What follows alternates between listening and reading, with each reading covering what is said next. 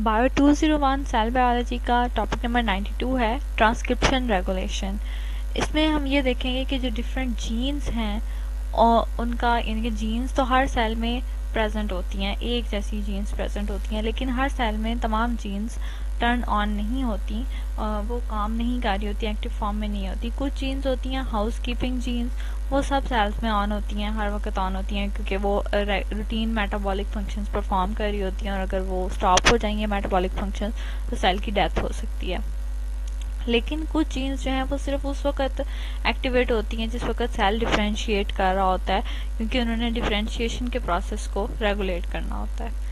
और इसके अलावा कुछ जीन्स ऐसी होती हैं वो तब एक्टिवेट होती हैं जब सेल पूरी तरह से डिफरेंशिएट कर चुका होता है, वो उसके बाद एक्टिवेट होती हैं। और कुछ जीन्स ऐसी होती हैं जो कि कंडीशन वाइज एक्टिवेट होती हैं, कि फॉर एग्जांपल अगर कोई हार्मोन मौजूद है तो वो जीन एक्टिव होगी, और अगर वो नहीं है तो वो जीन इनएक्टिवेट हो जाएगी, या कोई प्रोडक्ट मौजूद है तो वो उसके रिलेटेड जीन जो है वो एक्टिवेट होगी और बाद में ऑफ हो जाएगी। इस स्टडी को कि किस तरह से जीन एक्सप्रेशन कंट्रोल होता है और उसको जीन एक्सप्रेशन को कंट्रोल करने वाले कौन से एलिमेंट्स होते हैं, उसको कहते हैं epigenetics. Proper definition is epigenetics is the study of heritable genes in gene expression that do not involve changes in DNA sequence.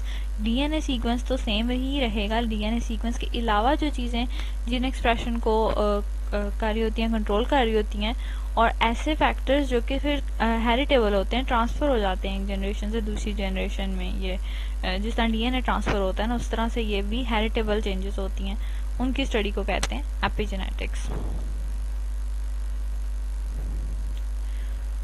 Next lectures में इसी बात की डिटेल एक्सप्लेन की हुई है कि किस तरह से ट्रांसक्रिप्शन रेगुलेशन होती है, किस तरह से कोई जीन टर्न ऑन या ऑफ हो सकती है। सो 93 एंड 94 टॉपिक्स जो हैं वो डिस्क्राइब कर रहे हैं transcription regulation in E coli bacteria. इसके अंदर सबसे पहले हम स्टडी करेंगे लैक ऑपेरॉन।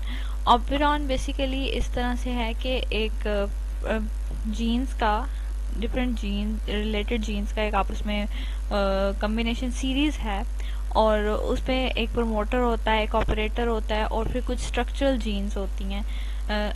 प्रोमोटर ये करता है कि वो उसकी एक्सप्रेशन को ज़्यादा करता है, ऑपरेटर ये करता है कि वो कंट्रोल करता है कि टर्न ऑन भी हो सकती हैं और ऑफ भी हो सकती हैं उससे।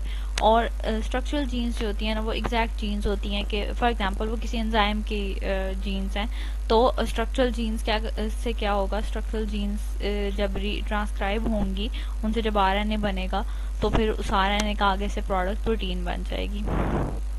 ऑपरेटर जो होता है वो प्रोमोटर जीन्स और स्ट्रक्चरल जीन्स के दरमियान में होता है। जैसे यहाँ पे लैक ऑपेरॉन की डायग्राम है, तो यहाँ पे स्ट्रक्चरल जीन्स यहाँ पे हैं और प्रोमोटर यहाँ पे है रेड कलर में, और ये ग्रीन और ब्लू की सीरीज स्ट्रक्चरल जीन्स की है, और यहाँ पे इस दरमियान में उसके ऑपरेटर है। प्रोमोटर का डायरेक्ट स्ट्रक्चरल जीन्स के साथ कनेक्शन नहीं है।